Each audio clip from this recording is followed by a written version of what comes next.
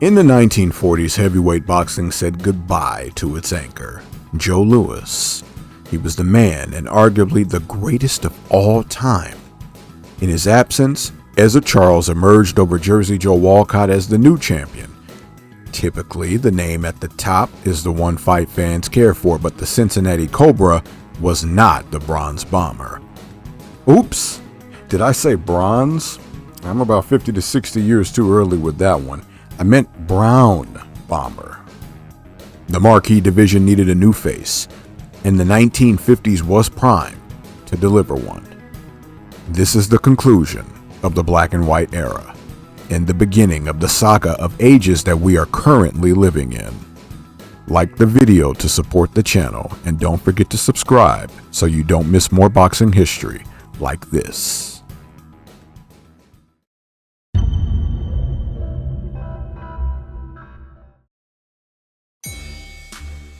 Looks like Joe Louis got that memo that he couldn't be replaced because he's back to challenge Ezzard Charles for the heavyweight crown. This is a once and for all type war on deck, as both men have a rightful claim to the mountaintop. Louis predicted a knockout but was ultimately outboxed and outfoxed by the younger man. Maybe now the fans will acknowledge the Cincinnati Cobra as the man. Or maybe not. Jersey Joe Walcott is down in history as a man whose persistence is only matched by his skill. In his never-ending quest to capture the heavyweight title, he clashed with Rex Lane and suffered yet another setback in a decision loss. Just like that, Rex Lane has established himself as a main event player, and Jersey Joe is back to square one.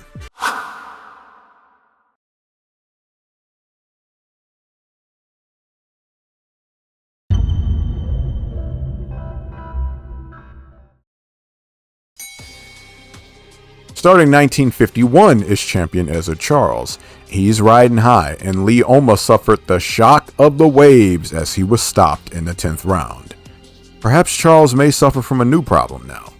He defeated Joe Louis, but is there any competition left to add credibility to his reign? Maybe Rex Lane? Rhyming accidentally, listen to me. Is Rex Lane for real? Nope. Bob Satterfield just decked this bum in the first round. Wait. Sorry, jumped the gun. Lane is up. Not only is he up, he just stormed back to TKO Satterfield in the 8th. I guess I should watch my tongue. Maybe Ezzard Charles should be on the lookout after all. To put it lightly, Joe Louis obliterated Lee Saffold.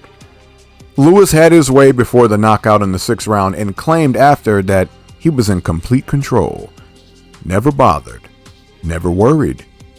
The victory actually aided champion Ezzard Charles, as the British Boxing Board of Control recognized him as their champion due to Louis having destroyed Saffold, who was their champ. Charles had decisively beaten Louis, and thus the honor goes to Charles. How nice of the Brown Bomber.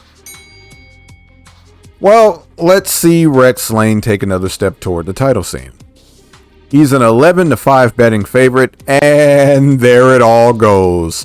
Rocky Marciano blasted Lane out of there in the 6th round with a famously delayed knockout. I guess the new name to recognize is Rocky Marciano. Understood. Earlier in the year, Ezzard Charles doubled down on Jersey Joe Walcott with another victory for the title. As unheard of as it may be today, they're up to have a 3rd bout. With a history-making stroll, Jersey Joe Walcott knocked out Ezzard Charles to become the oldest heavyweight champion in history up to this point. Persistence is the mightiest form of faith after all. We've got a new problem. The champion is an old man, and that means we still don't have a new face of the division. In due time, I suppose. In due time. As feel-good as the title change was, we can't end the year just yet. The old lion Joe Louis wants that youngster, Rocky Marciano, and he got all of him. Or maybe I should have said Marciano got all of him, because in the 8th round, Louis was handled. Rocky dropped the legend. Louis got up, and Rocky sent Louis through the ropes for the TKO. Now you may be thinking this isn't impressive given Lewis's age, but the Brown Bomber was the betting favorite. Rocky Marciano may be for real, but it remains to be seen. Lewis retired. For good this time.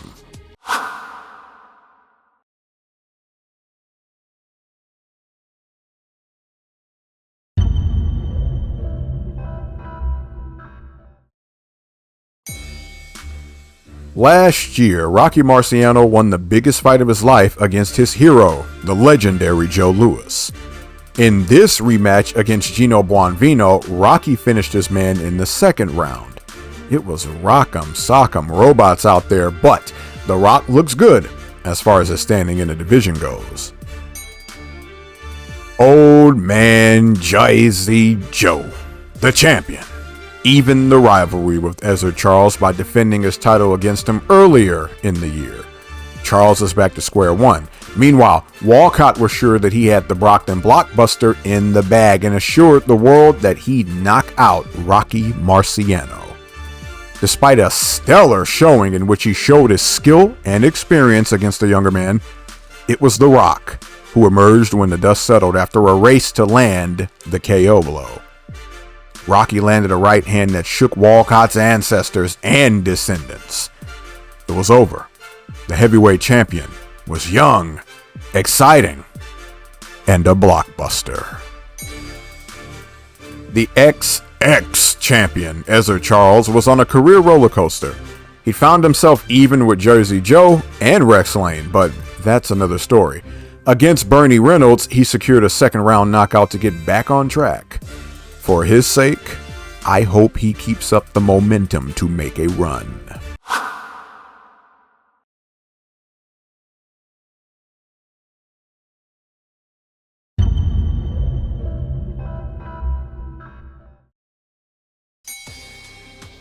I mentioned that Ezzard Charles and Rex Lane were now even. Charles won the first and Lane won the second. Who wants the rubber? Ding, ding, ding. It's Ezzard Charles with a decision win. Oh, don't worry. It wasn't a boring decision either, as Charles dropped Lane in the 6th, 7th, and 10th rounds. It was a good start for Lane in the 50s, but he's got a lot of work to do if he wants to rebound. For the return bout between Rocky Marciano and Jersey Joe Walcott, well, you may be disappointed. Whereas the first one was one of the greatest title bouts ever across any division, this one was streamlined. Rocky knocked the old man out in the first round and sent him into retirement as he'd done to Joe Louis years earlier. To be fair, Jersey Joe had nothing left to prove anyway. We got a beatdown on deck, folks. Ezzard Charles, in the presence of champion Rocky Marciano, bounced Larry Watson like a basketball. Watson was down once in the 3rd, twice in the 4th, and 4 times in the 5th before he was knocked out. The Cobra is coming for that rock, and it ought to yield a blockbuster. Rock and roll. Again. 3 years ago, Roland Lastarza put on a good performance in defeat to Rocky Marciano. In the rematch, it looked to be on the horizon again until Rocky shifted gears in the 7th and went to the body. Attack the body and the head will fall. And that's just what happened in the 11th round when Raleigh was knocked through the ropes. He rose to a beating, and the action was called to a halt. Yeah, this is the real life Rocky right here.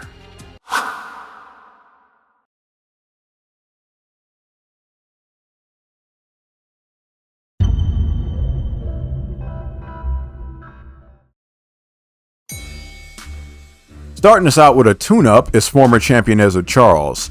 Would-be formalities will emerge as a pattern in heavyweight history, but not here. Charles knocked out Satterfield in the 2nd round and looked toward his chance at becoming the first man to regain the heavyweight title. Will the Cobra strike? Will he make history? Rocky Marciano and Ezzard Charles put on a firefight in which both men proved themselves worthy of the crown. However, The Brockton blockbuster proved to want it more as he got the better of Ezzard from the 4th round onward for the unanimous decision. Perhaps Rocky's best work came in the 6th, where he almost dropped the challenger. It was such a good fight that a return bout was expected, not anticipated, but straight up expected. The exciting Nino Valdez dished Tommy Jackson a good whipping. In the 2nd round, Valdez dropped his man thrice, not twice, thrice, that's 3 times, to force the TKO. Could a title shot be in his future? If he keeps this up, surely. Game time. Ezzard Charles is out to snatch 2 things: the heavyweight crown back into his possession for history's sake, and Rocky Marciano's undefeated mark. The sequel would be no holds barred. Just as Marciano staged a comeback in the 1st, he would do so again here. Charles was down in the 2nd, but rose to bring the heat. It was ultimately a freak injury in the form of Rocky's nose being split up the middle that forced his hand. Threatened with stoppage, Marciano knocked Charles out in the 8th to save his reign and stamp himself in history. The heart and desire of a champion on full display. Rocky Marciano is the face of the heavyweight division.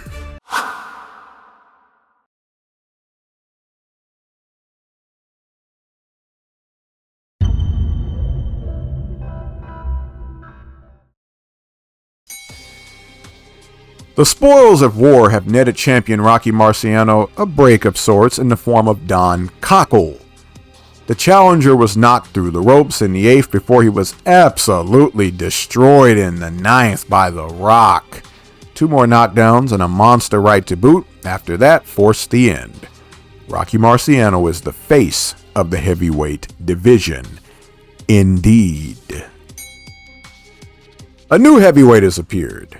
1952 middleweight Olympic gold medalist Floyd Patterson made his heavyweight debut with a 7th round knockout of Archie McBride. His aspirations to become the youngest heavyweight champion ever were loud and proud via his trainer and manager, Cus D'Amato. Ask me about him later. Light heavyweight champion Archie Moore wants to be the oldest heavyweight champion ever, while also becoming the first man to capture the heavyweight crown after ascending from the previous rank and still holding the light heavyweight championship. Some call it greedy, I call it ambitious. Others would call it delusional. Wherever you stand, Moore looked for real when he dropped champion Rocky Marciano in the 2nd round, but that same pattern returned. The Rock battled back to drop Moore in the 6th, in the 8th, and for the knockout in the 9th. Another excellent legacy display for the Brockton blockbuster. For your sake, I hope you enjoyed it.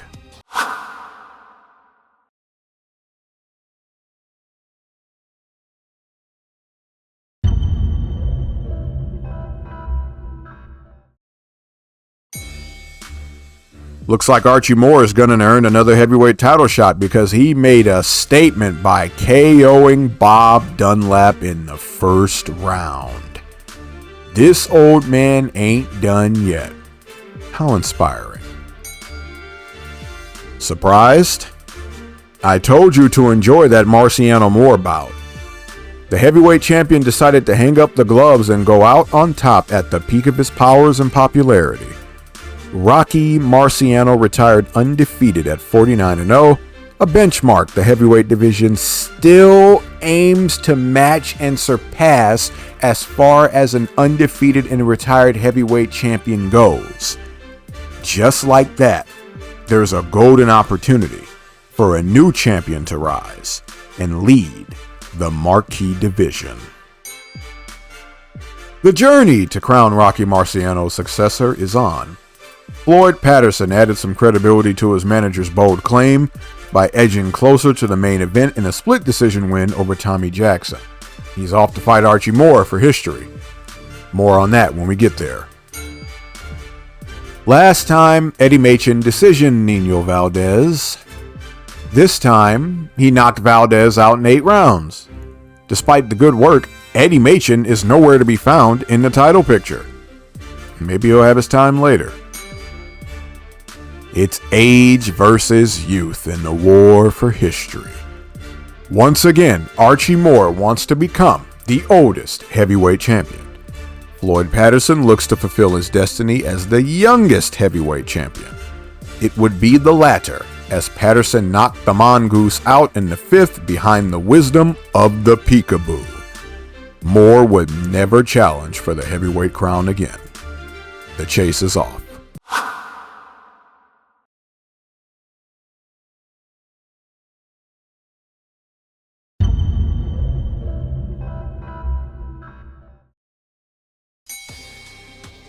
Ingo Bingo strikes against Britain's Henry Cooper.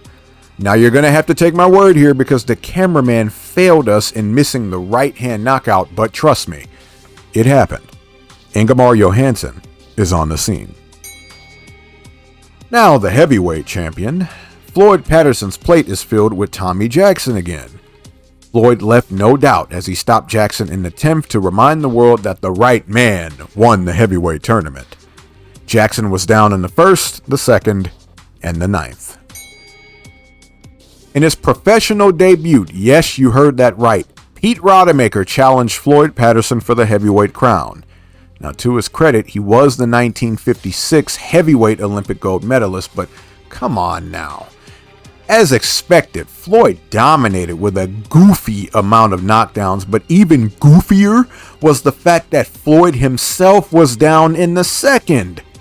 It ended in the 6th by knockout. A strange, yet entertaining title defense.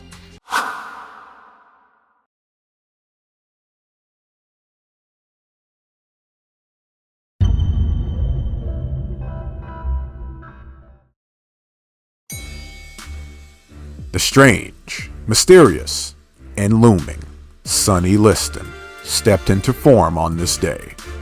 Wayne Bethea was dominated and finished in the 1st round. There isn't a fighter on the scene who appears as vicious, and the champion better sleep with one eye open, if you ask me. More to come from Sonny Liston. Floyd Patterson meets the challenge of Roy Harris, the best challenge of his reign so far.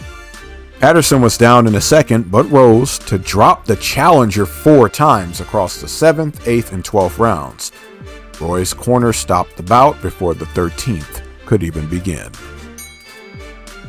2 young, undefeated heavyweight contenders step up to the plate, but only one can remain. It would be Ingemar Johansson, and quite emphatically, as he knocked Eddie Machen out in the very 1st round. Hey, there can only be one winner. Ingo Bingo. The first time around, Sonny Liston, decision Burt Whitehurst.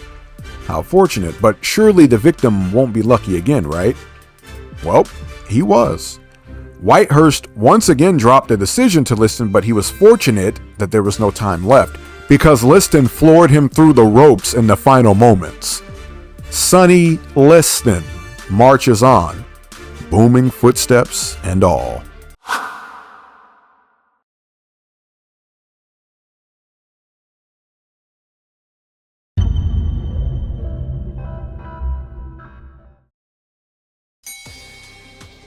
It's bloody, and I don't mean it that way, and it's action-packed.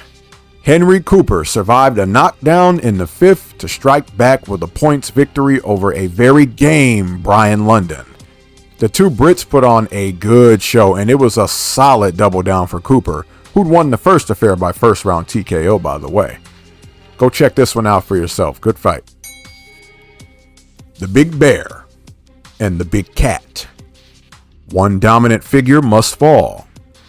Typically, my money is on the bear, and it's the case here too. Sonny Liston endured the might of Cleveland Williams to enforce his own will in the 3rd behind 2 knockdowns. Though Williams rose, the fight was stopped after the 2nd knockdown. Yeah, Sonny Liston is a juggernaut. Look out, everyone. May 1st. That's a pretty special day Anyway, Brian London is up to the plate to challenge heavyweight champion Floyd Patterson. Why not Henry Cooper, who'd beaten London? Let me stay on track. Behind knockdowns in the 10th and 11th, Patterson definitely had it in the bag. Oh yeah, the knockdown in the 11th was the knockout. The bell of destiny is ringing atop the church tower. Who shall answer the beckoning call? It's Floyd Patterson and Ingemar Johansson, in what would turn out to be the opener of a stellar trilogy.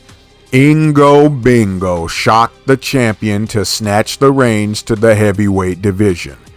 7 knockdowns, all culminating in the 3rd round. It was definitive and nasty. That right hand really is Thor's hammer. There's a new heavyweight champion of the world heading into the 1960s. But not so fast. Closing out the 1950s is Sonny Liston, the looming gloom over the heavyweight division. Willie Bismanoff was bestowed a Christmas time beating, leading to the fight being stopped before the 7th could begin. This guy is a wrecking machine, and I have a feeling the 60s will have to face the music that is Sonny Liston. We shall see. Expect some ducking.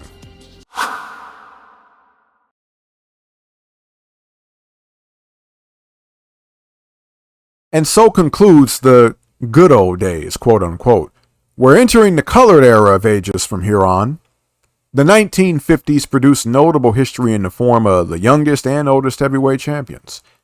The benchmark set by the decade, I promise, will be followed up faithfully by the coming 1960s and onward. Is it the best decade?